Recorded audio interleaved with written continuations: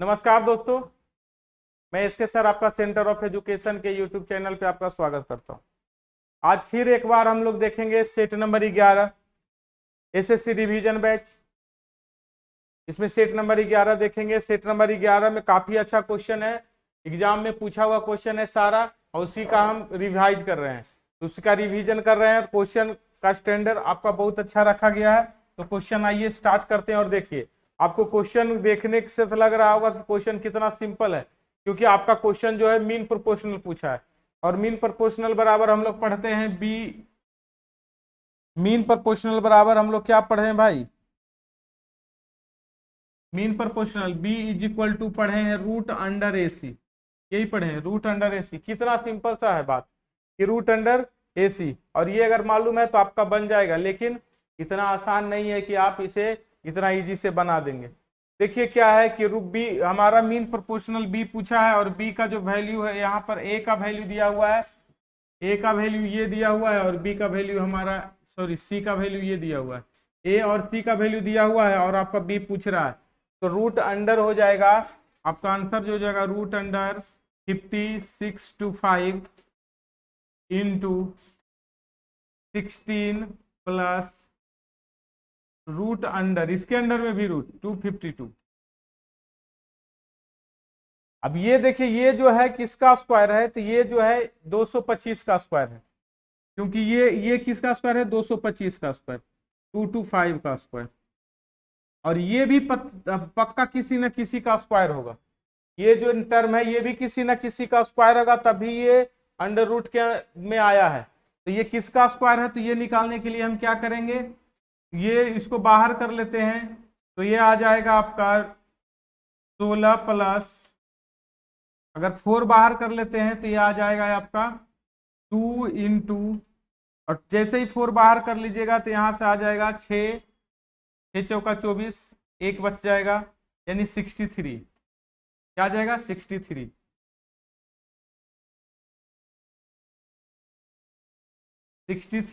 और ये रूट में आ जाएगा। अब देखिए, इसका मतलब ये होता है कि रूट अंडर 9 का स्क्वायर प्लस रूट अंडर 7 का स्क्वायर प्लस 2 इंटू रूट 9 और रूट 7, यही होता है। अब इसका मतलब ये हो गया कि ये 3 प्लस रूट 7 का होल स्क्वायर है। क्या है? 3 प्लस रूट 7 का होल स्क्वायर, क्योंकि जो होता है रूट 9 जो होता है किसका होता है? 3 का। तो हम यहां से इसको बोल सकते हैं इंटू 3 प्लस रूट अंडर 7 का होल स्क्वायर। ये वाला टर्म जो हो गया ये आ गया, और इसका अंडर रूट रखिएगा तो रूट से रूट कैंसिल हो जाता है, और ये आ गया 225 गुना 3 होता है 675, और 225 रूट 7, 225 और रूट 7। ये ऑप्शन नंबर किस में है? थोड़ा देखिए, 675 225 रूट 7, ये ऑप्शन नंबर 1 में ही दिया हुआ था। तो आपको इसको तोड़ना पड़ेगा, और ये तोड़ने के लिए ये इसका जो वैल्यू फिक्स है कि ये स्क्वायर में ही होगा और ये स्क्वायर में होगा, तभी हम इसका वैल्यू निकाल पाएंगे। ठीक है, क्वेश्चन ये कह रहा है। आगे कह रहा है क्वेश्चन, 144 मीटर किलोमीटर प्रति घंटा की चाल से चलने वाली एक ट्रेन, एक प्लेटफॉर्म जिसकी लंबाई ट्रेन की लंबाई का 7 गुना, 7/11 गुना। मान लेते हैं ट्रेन की लंबाई 11x है, तो प्लेटफॉर्म की लंबाई क्या हो जाएगा? 7x हो जाएगा। यही आपको करना है। यहाँ पर प्लेटफॉर्म की लंबाई 7x हो गया, क्योंकि ट्रेन की लंबाई आपका इतना था। कहता एक दूसरे को क्रॉस कर रहा है और कितने सेकेंड में? 36 सेकेंड में पार कर जाती है। तो ट्रेन की लंबाई आप बता दीजिए। ट्रेन की लंबाई आपसे पूछ रहा है। अच्छा, किस दिशा में पार कर रही है तो लिखा ही नहीं है, फिर भी क्रॉसिंग में लगा टाइम बराबर होता है टोटल डिस्टेंस बटा, है ना, रिलेटिव वेलोसिटी। तो अब यहां पर देखिए टाइम लग रहा है 36 का, बराबर टोटल टाइम डिस्टेंस जो हो जाएगा 11 और 7 18x, यहां पर आपके आ जाएगा divided by relative velocity. Velocity तो एक ही है अपना 144 है। ये देखिए सेकेंड में दे दिया है, और ये ट्रेन की लंबाई आपका मीटर में है, जबकि ये किलोमीटर में। इसको किलोमीटर को मीटर में बदलेंगे तो 5/18 ऊपर चला जाएगा, 18 से कैंसिल हो जाएगा, 18 44 से, और ये कैंसिल हो जाएगा, 18 दूना 36, और ये आ जाएगा 8 पच्चे 40 दूना 80, एक्स बराबर 80 आ गया, एक्स बराबर 80। और एक्स बराबर 80 जो आया है वो आपका मीटर में आया। तो आपसे पूछ क्या रहा है, ट्रेन की लंबाई। ट्रेन की लंबाई हम क्या निकाल चुके हैं, 11x। 11 गुना 8 कीजिएगा तो 880 मीटर का ट्रेन होगा, 880 मीटर का ट्रेन होगा। यही आपका क्वेश्चन का आंसर है, 880 मीटर का ये ट्रेन होगा। ठीक है, चलिए। नीरज ने एक केक का 4/5 भाग खा लिया। क्वेश्चन पढ़िए बढ़िया से। राम ने शेष केक का 3/7 भाग खाया। अरूर ने बचे हुए केक का 4/15 भाग खाया। अब केक कितना बच गया। तो देखिए इस क्वेश्चन को हम ऐसे बनाते हैं कि पहले एक पार्ट था, उसमें से कोई 4/5 भाग खा गया तो बचा कितना, 1/5 भाग बचा। अगर कोई 4/5 भाग कोई खा गया तो बचा कितना, 1/5। उसके बाद जो कह रहा 3/7 भाग किसी ने खा लिया तो बचा कितना, 4/7 बचा। और कितना 4/15 भाग किसी ने खा लिया तो 11/15 बचा। अब देखिए ये किसी से कैंसिल नहीं होने वाला है, तो 11 चौका 44 डिवाइडेड बाय 15 पचे 75 और इंटू 7, 525। 525 ये देखिए किस में है, ऑप्शन नंबर, इतना भाग बच गया है केक का, और वो ऑप्शन नंबर आपका किस में है, बी में। आपका ऑप्शन नंबर बी में ये दिया गया है।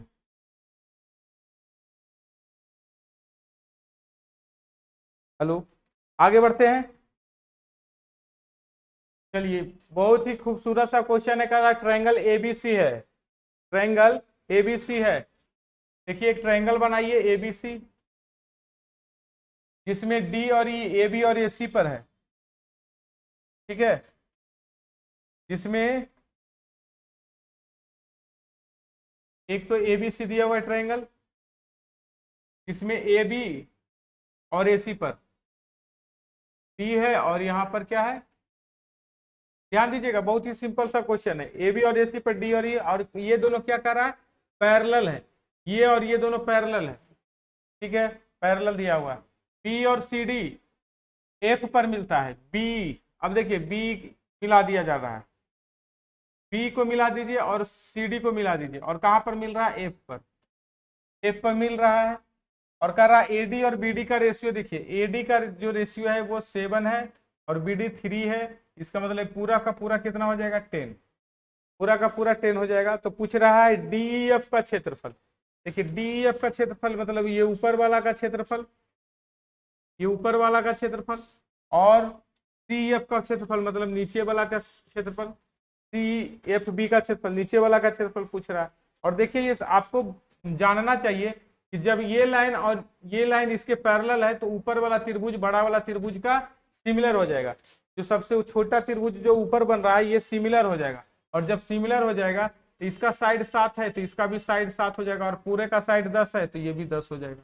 और इसका एरिया जो होता है, ये दोनों त्रिभुज भी सिमिलर हो जाएगा, और तो इसका एरिया जो होता है साइड के स्क्वायर के बराबर होता है, साइड के रेशियो के स्क्वायर के बराबर होता है। यानी कि 49/100 आपका आंसर होगा, 49/100। और ये ऑप्शन नंबर 1 में ही दिया है, आपका ऑप्शन नंबर 1 में ही दिया हुआ है। आपका एरिया जो पूछ रहा है वो एरिया हो जाएगा इसके और इसके, ये दोनों के बीच का जो साइड है वो 7:10 है, और उसके स्क्वायर के बराबर होता है, क्योंकि दोनों सिमिलर ट्रायंगल है। चलिए क्वेश्चन देखिए, कह रहा है, क्वेश्चन पढ़िए। कहता है एक कंपनी के विभाग ए और बी में कर्मचारियों का कुल वेतन 252 है। कर्मचारी ए है और कर्मचारी बी, और इसका टोटल जो संख्या दिया हुआ है वो दिया हुआ है आपका 252। क्या दिया हुआ है, 252। और उसका रेशियो दिया हुआ है आपका 7:5। का रेशियो दिया हुआ है 7:5, यानी 7 4 7 5 12, 12 का बराबर दे चुका है रेशियो, 12 बराबर इतना। और ये कैंसिल हो जाएगा, 1 बराबर आ जाएगा 2, और ये 1, 21। इस तरह से अगर हम मल्टीप्लाई कर लेंगे तो ये आ जाएगा 21 पचे 105, और ये आ जाएगा 147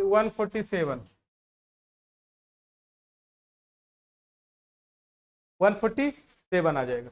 आगे बढ़िए, क्वेश्चन क्या कर रहा है, कह रहा है विभाग ए में कर्मचारियों की तुलना में 20% अधिक है।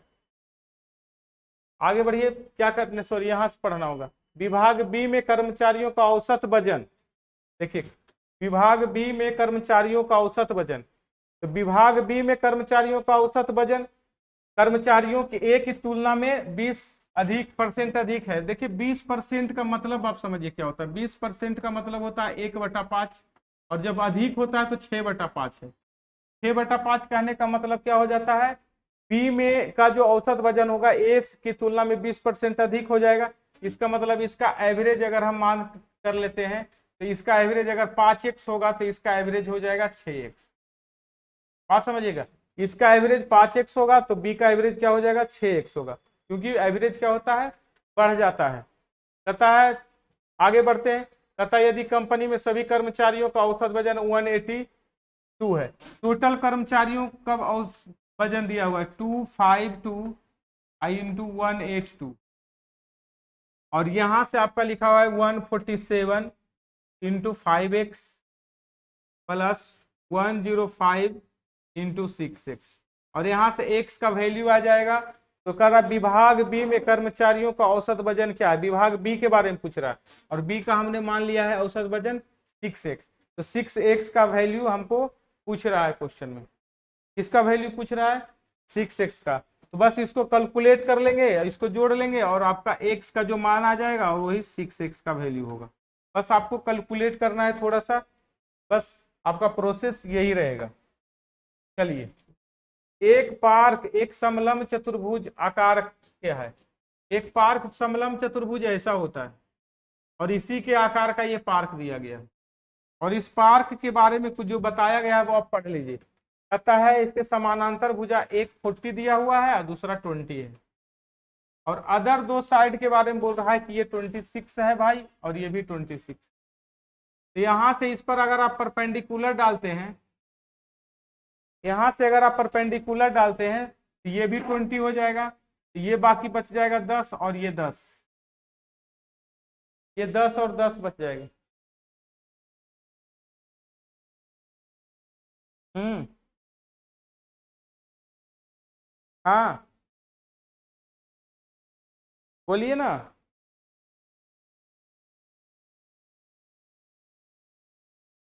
ये 10 हो जाएगा और ये भी 10 हो जाएगा, 10, ये 10 हो जाएगा और ये भी 10 हो जाएगा। इस तरीके से आपका इसमें क्वेश्चन पूछ रहा है। हेलो, हाँ बोलिए। नहीं, हाँ अभी क्लास अभी हम ऑनलाइन पढ़ा रहे हैं, करते हैं 5 मिनट।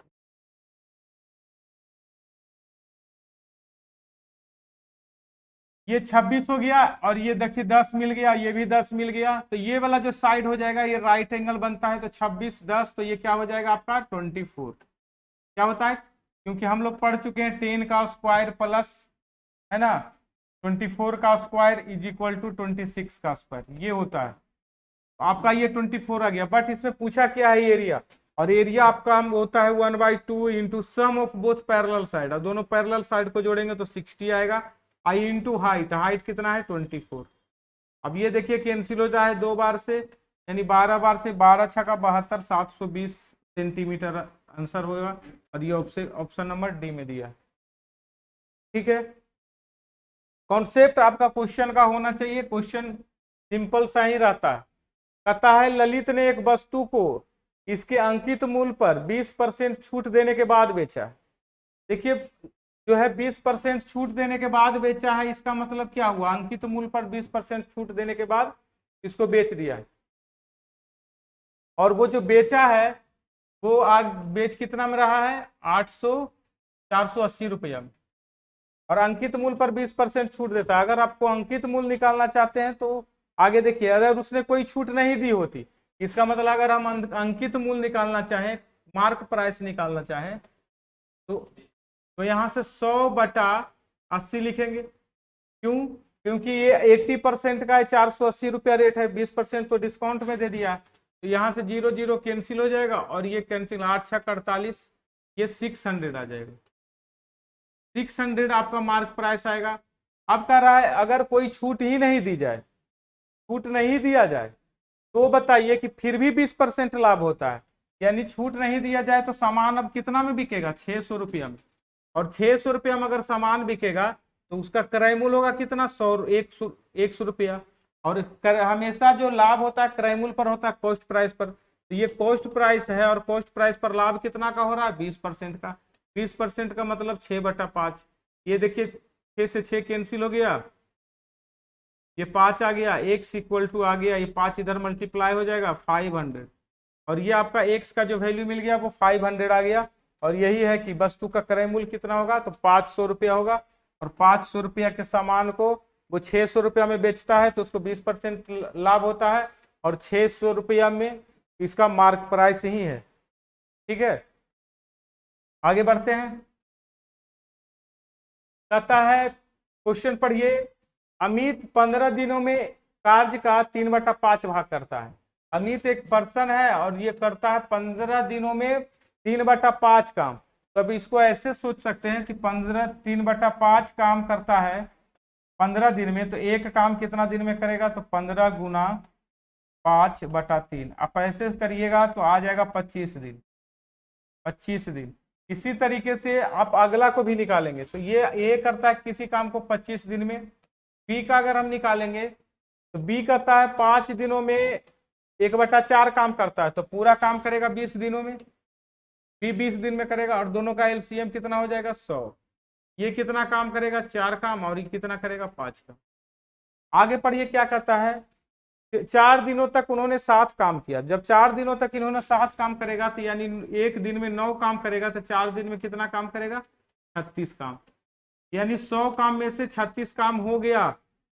ठीक है, कहता है अमित करता है, चंदन अकेले 6.4 दिनों में शेष काम को पूरा करता है। चंदन जो है 6.4 दिनों में शेष काम कहने का मतलब क्या हुआ, 100 काम था जिसमें से 36 काम हो गया, बच गया कितना, 6.4 काम। और कितने दिनों में करता है, 6.4 डे में, यानी कट जाएगा तो कितना काम कर सकता है, इसका कैपेसिटी कितना आ गया, 10 आ गया। और किसका कैपेसिटी है, 10 आ गया, तो 10 आ गया चंदन का कैपेसिटी। ये जो है चंदन 64 काम को करता है 6.4 डेज में, इसका मतलब इसका कैपेसिटी है काम करने का 10। तो आगे पूछ रहा है अमित और चंदन, आगे क्या पूछ रहा है, अब अमित और चंदन के बारे में पूछ रहा है। तो अमित और चंदन मिलकर काम कितना करता है, 10 काम और 4 14 काम। 14 काम करता है तो 70% काम कितने दिनों में पूरा करेगा, बताइए। ये 14 काम करता है एक दिन में, तो 100 काम करने में कितना समय लगेगा, इसको 100/14 दिन, कितना दिन लगेगा। लेकिन ये 100% काम करने में 100/14 दिन लगेगा ये दोनों को। बट आपसे पूछ रहा है 70% काम करने में कितना दिन लगेगा, तो 70/100 दिन लगेगा। 100 से 100 कैंसिल हो गया, 0 14 25 70 कट गया 5 बार में, ये 5 दिन लगेगा, दोनों मिलके काम करेगा। ऑप्शन नंबर कितना है, ऑप्शन नंबर बी। ये अच्छा क्वेश्चन था, थोड़ा सा घुमाया था क्वेश्चन को, कैलकुलेट करवाया है, क्वेश्चन ठीक ठाक दिया है। इस टाइप का क्वेश्चन आपको संभावना है कि एग्जाम में आएगा, तो बनाइएगा। चलिए आगे बढ़ते हैं। कहता 11,112,250 रुपये की धनराशि 1.3 वर्ष के लिए। क्वेश्चन देखिए, इसको कह रहा है कि 1.1 वर्ष के लिए 12% है। आप सोचिएगा तो एक साल के लिए तो इंटरेस्ट रेट 12% हो जाएगा, बट 1%। अब यहां पर देखिए कर रहा है ब्याज जो है 8 महीने पर लगेगा, समझिएगा बात को। अब 8 महीने का लगने का मतलब हो गया कि 1.1/3 साल का मतलब क्या हुआ, 1.1/3 साल का मतलब हो गया, 1.1/3 साल का मतलब हुआ कि 12 महीना प्लस 4 महीना, इसका मतलब 16 महीना, 16 मंथ। 1.1/4 का मतलब क्या हुआ, 16 मंथ हुआ था। 1.1/4 का महीना का मतलब वो 16 महीना। अब 16 महीना कर रहा है, ब्याज जो चलेगा प्रत्येक 8 महीना पर। तो बताइए 16 महीना में जब 8 महीना पर ब्याज चलेगा तो 2 बार ब्याज चलेगा, इसका मतलब 8 महीना का चलेगा तो 2 टर्म का ब्याज चलेगा। कितने टर्म का चलेगा ब्याज, 2 टर्म का ब्याज चलेगा। अब देखिए अब आपको क्वेश्चन समझना है, कह रहा है कि ये 12% वार्षिक चक्रवृद्धि ब्याज है, 12% वार्षिक, यानी 12 महीना का 12 मंथ का जो रेट है, 12 मंथ का जो रेट है वो 12% है। 12 मंथ का रेट 12%, तो 8 मंथ का रेट क्या होगा, तो 8 मंथ का रेट हो जाएगा 8%। 8 महीना से इसका रेट क्या चलेगा, 8% चलेगा। क्लियर हो गया, यानी रेट ऑफ इंटरेस्ट आपका हो जाएगा 8%। और 8% के रेट ऑफ इंटरेस्ट कितने टर्म के लिए चलेगा, 2 टर्म के लिए। तो टोटल सीआई मुझे कितना मिलेगा, सीआई टोटल सीआई मुझे मिलेगा 8 + 8 जोड़ 8 × 8/100। इस तरह से आ जाएगा 16.64%, 16.64%। अब इसको हमको क्या पूछ रहा है, तो इतना रुपया की धनराशि पर कितना चक्रवृद्धि ब्याज मिलेगा, तो किस पर लगेगा, 1211250 पर 16.64%, परसेंट का मतलब डिवाइडेड बाई 100, ये पॉइंट कटाइएगा तो और 2 जीरो, इस तरह से आपका कैंसिल हो जाएगा। और इसको मल्टीप्लाई करिएगा, और मल्टीप्लाई करने के बाद जो आंसर आएगा वो आना चाहिए आपको, देखिए कितना आ रहा है,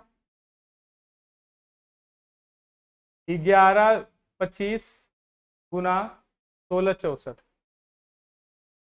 18,720 आना चाहिए मेरे हिसाब से, 18,720, 18,720 होना चाहिए, यही आपका आंसर होगा। इसको मल्टीप्लाई करेंगे तो 18,720 आपका आंसर हो जाएगा। क्वेश्चन को बारीकी से समझिएगा, क्वेश्चन समझ में आएगा। सारा खेल यहाँ पर है, ये तो सब जन निकाल लेता है। यहाँ पर सारा खेल है कि 12 महीना और 4 महीना, 12 एक साल मतलब 12 महीना, 1/3 साल मतलब 4 महीना, 12 × 4 16 महीना, और 8 टर्म का चलेगा, 8 महीने का टर्म चलेगा तो 2 टर्म चलेगा, यानी 2 बार ब्याज लगेगा। आगे कहता है 12 महीना का ब्याज 12% है, तो 8 महीना का ब्याज कितना होगा, 8%, और यही 8% का दो इंटरेस्ट रेट लगेगा, 16.64। आगे बढ़िए, आगे क्या कह रहा है क्वेश्चन, कहता है पीटी केंद्र ओ वाले एक वृत्त पर, देखिए एक सर्कल बनाइए, और इस सर्कल पर सेंटर जो है, क्वेश्चन में लिखा है कि सेंटर आपका ओ है, और एक जो है ना एक लाइन खींचा गया है जिसका नाम है पीटी, और कहां पर टच कर रहा है, आर पर। कहां टच कर रहा है, आर पर। कर स्पर्श रेखा जो है आर पर एक स्पर्श रेखा है, एस क्यू एक व्यास है, एस क्यू एक व्यास है, और व्यास कैसे खींचा जाता है, ऐसे सेंटर से एस क्यू व्यास दिया हुआ है, और एस क्यू जो है व्यास है, आगे जाके पी पर मिलता है और पीटी पर मिलता है, ठीक है।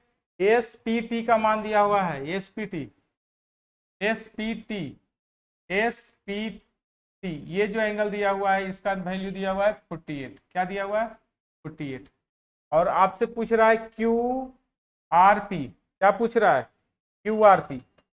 देखिए क्यू यहाँ है, आर यहाँ है, पी यहाँ है, इसको यहाँ से ऐसे मिला दीजिए, और यही एंगल पूछ रहा है आपसे। एकदम सिंपल सी बात समझिएगा, आपको ये दिया हुआ है और ये पूछ रहा है, सिंपल सा बात ये समझना है कि यहाँ से इसको मिला दीजिए, और जब यहाँ मिला जाएगा तो ये 90 होता है, ये 48 हो रहा है, ये 48 आ रहा है, ये एंगल कितना मिल जाएगा आपका, ये एंगल 42 मिल जाएगा। बात समझने की कोशिश करिए, और यहाँ सेंटर से इस पॉइंट को मिलाते हैं तो ये पूरा का पूरा एंगल 90 बनता है, पूरा का पूरा 90 बनता है। चलिए 90 का तो बाद में यूज करेंगे, जरा सा इसको और फिगर को बड़ा कर लेते हैं, फिगर को थोड़ा और बड़ा कर लेते हैं, और समझिए ये एंगल हमसे पूछ रहा है, ये एंगल हमारा मिल गया, ये जो है हमारा एंगल मिल गया 42। अब देखिए ये एंगल 42 मिल गया, जिसमें से हम ये कह सकते हैं ये दोनों बराबर है, ये और ये लाइन बराबर है, इसका मतलब ये थीटा होगा और ये थीटा होगा, ये और ये थीटा होगा। हाँ हाँ,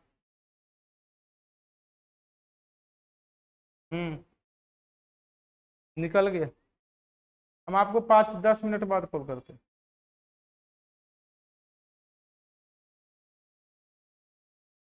ये थीटा थीटा, ये 42, तो यहाँ थीटा प्लस 42 का वैल्यू लिख दीजिएगा, तो 2 theta plus 42 is equal to 180। 180 से ये घटाएंगे तो 138 आ जाएगा, यानी थीटा का जो वैल्यू आ जाएगा आपका 69 आ जाएगा। कितना आ जाएगा? 69। अब बताइए, ये एंगल अगर 69 है भाई, ये भी एंगल 69 है, और ये एंगल आपसे पूछ रहा है जबकि ये एंगल 90 है, तो ये बताइए ये एंगल कितना आ जाएगा? 21 आ जाएगा। कितना आ जाएगा? 21।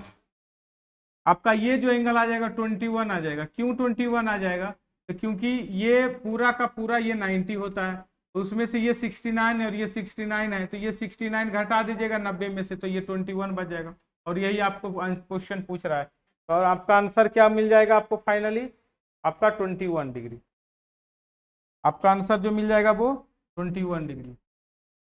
चलिए आगे बढ़ते हैं, अगला क्वेश्चन पे आते हैं। क्या कह रहा है? कहता है ट्रायंगल एबीसी में सी 90 डिग्री है। क्वेश्चन को समझने की कोशिश कीजिए। कह रहा है सी 90 डिग्री, ये दिया हुआ 90 है, ये है ए और ये है बी। आगे बढ़ते हैं। कहता है एम और एन ए बी और ए सी पर है। ए बी पर दिया हुआ है एम और ए सी पर दिया हुआ है एन। जो दिया हुआ है उसको लिख देते हैं। आगे कहता है सी एम और बी एन एक दूसरे को डी पर कट करते हैं। देखिए सी एम और बी एन एक दूसरे को कहाँ कट कर रहा है? डी पॉइंट पर। ये डी पॉइंट है अपना, और इसको भी मिला ही दीजिए, और ये डी पॉइंट है अपना, डी पॉइंट पर कट कर रहा है। कहता है बी डी सी भी 90 डिग्री होगा, और यहाँ पर बोल दिया है कि बी डी सी ये भी एंगल 90 है। आपका क्वेश्चन में बोल रहा है, मैंने नहीं बोला, ये आपका क्वेश्चन बोल रहा है कि ये भी एंगल आपका 90 है। और आगे क्या लिख रहा है? बी सी का वैल्यू दिया हुआ है 12, और आप कोशिश करिए निकालने का। क्या निकालने की कोशिश करना है? एनडी। एनडी का वैल्यू निकालने की कोशिश करना है, और क्वेश्चन एक बार पढ़ लीजिए क्योंकि फिगर को हम बड़ा करने वाले हैं। अब देखिए क्वेश्चन ये कह रहा है क्या, इसमें ये दिया हुआ है कितना? 12।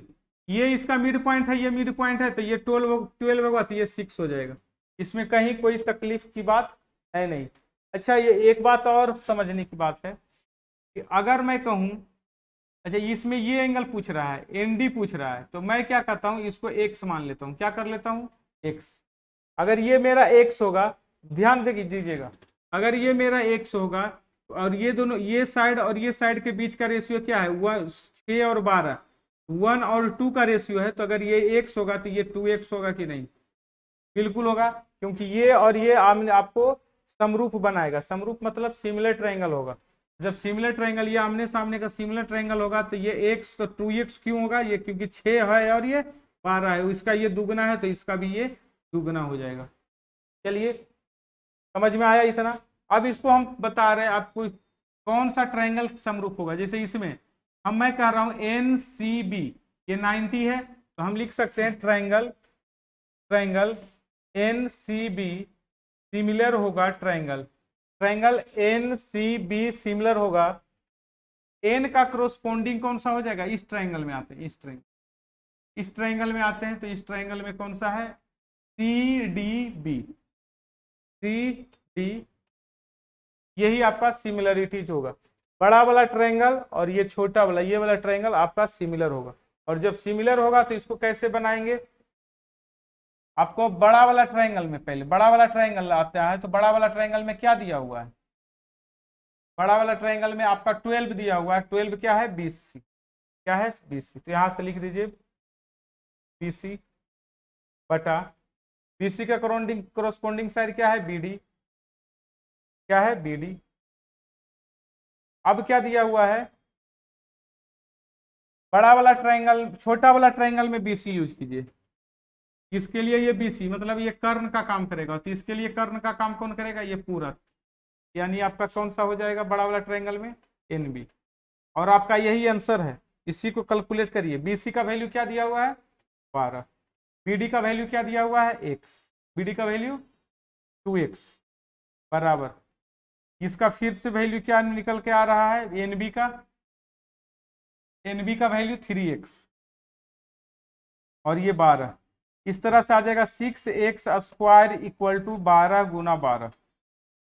और ये 6 से कैंसिल हो जाएगा आपका कितना बार में, 6 से कैंसिल हो जाएगा 2 बार में, यानी 12 दूना 24, एक्स स्क्वायर का वैल्यू मिल गया 12 दूना 24 और एक्स का वैल्यू आ जाएगा √24 और √24 को हम लोग पढ़ते हैं 2√6। क्या पढ़ते हैं? 2√6। और आपसे जो आंसर पूछ रहा है वो यही पूछ रहा था, एनडी का मान क्या है, और एनडी का मान ही एक्स था। तो आप इसको क्वेश्चन का आंसर आपका मिल गया। क्वेश्चन देख लीजिए, आपसे पूछ रहा है एनडी का मान क्या था, तो एनडी का मान 2√6 है, ऑप्शन नंबर डी। एनडी का मान 2√6 है, ऑप्शन नंबर क्या है? डी। बहुत अच्छा क्वेश्चन था, इस क्वेश्चन को बनाइए और समझिए। क्वेश्चन एग्जाम में पूछा हुआ क्वेश्चन है, ये क्वेश्चन आपको बहुत ही मेहनत करने की जरूरत है। आगे बढ़ते हैं। ये देखिए क्वेश्चन है, टैन कोट वाला क्वेश्चन है। तो यहां पर आप क्या कर सकते हैं, इसको लिख सकते हैं 3 into cot square theta -1 minus sine square theta is equal to cos square. हाई 1 माइनस कॉस स्क्वायर थीटा क्या होता है? 1 minus sine square theta cos square theta. हम इसको यहां से लिख सकते हैं 3 कॉट स्क्वायर थीटा, यहां से आ जाएगा ये कॉस स्क्वायर थीटा, तो ये आ जाएगा माइनस में -3 और ये आ जाएगा इधर आ जाएगा तो 4 कॉस स्क्वायर थीटा। देखिए ये कॉट स्क्वायर थीटा जो होता है वो होता है 3 कॉट स्क्वायर थीटा बटा साइन स्क्वायर थीटा, ये कैंसिल हो जाएगा आपको। और इस तरह से साइन स्क्वायर थीटा का जो मान आएगा वो आ जाएगा 3/4, यानी साइन थीटा का जो मान आएगा वो आ जाएगा √3/2। क्या आ जाएगा? √3/2। अब जानते हैं कि साइन थीटा का मान √3/2 कब होता है? जब थीटा का वैल्यू आपका 60 डिग्री होता है। साइन थीटा का मान √3/2 कब होता है? जब थीटा का वैल्यू 60 डिग्री होता है। और आपसे पूछ रहा है सेक 60 का मान बताइए, और सेक 60 का मान आपका क्या होता है? 2 होता है, क्योंकि साइन 60 कॉस 60 का मान 1/2 होता है, तो ये आपका 2 हो जाएगा। ये एक थोड़ा सा अच्छा क्वेश्चन था। अब इस क्वेश्चन में आइए, कहता है परिवृत्त की परिधि बताइए। देखिए ये आपका क्वेश्चन है समकोण त्रिभुज का, और समकोण त्रिभुज जब बनाते हैं तो परिवृत्त की जो परिधि होती है वो होता है h/2, क्योंकि इसको P बोलते हैं, इसको B बोलते हैं, और ये अपना H होता है। और जब P, B और H होता है तो इसमें हमारा जो परिवृत्त की का जो होता है, परिवृत्त की परिधि निकालना है, यानी परिवृत्त की त्रिज्या बराबर होता है h/2। अब हम यहाँ से कैसे कर सकते हैं, ये राइट एंगल ट्रायंगल है, क्योंकि इसका स्क्वायर प्लस इसका स्क्वायर बराबर इतना आना चाहिए। ठीक है, तो इसका स्क्वायर प्लस इसका स्क्वायर बराबर 130 आता है, इसलिए हम इसको कह सकते हैं कि ये परिवृत्त का है, क्योंकि ये आप लिख लीजिए 66 और ये आपका है 112 और ये 130। यहाँ से हम लिख सकते हैं कि रेडियस जो आ जाएगा आपका आ जाएगा 130/2, यानी कि 65। और हम लोग बच्चा भी जानता है कि किसी भी सर्कल का जो बनेगा, सर्कल ऐसे बनेगा ये, और ये सर्कल का जो है परिधि क्या हो जाएगा 2πr, और 2πr का मतलब होता है 2πr का मतलब 65। इसको मल्टीप्लाई कर दीजिएगा तो 130π, और 130π ऑप्शन नंबर किस में दिया है जी? ऑप्शन नंबर डी में, और यही आपका आंसर है। उम्मीद करते हैं क्वेश्चन अच्छा लगा होगा, क्वेश्चन का कलेक्शन आपको अच्छा लगा होगा। तो आप भी क्या करना है, वीडियो को शेयर कर दीजिए और लाइक करके बटन को दबा दीजिए। ठीक है, बहुत बहुत धन्यवाद।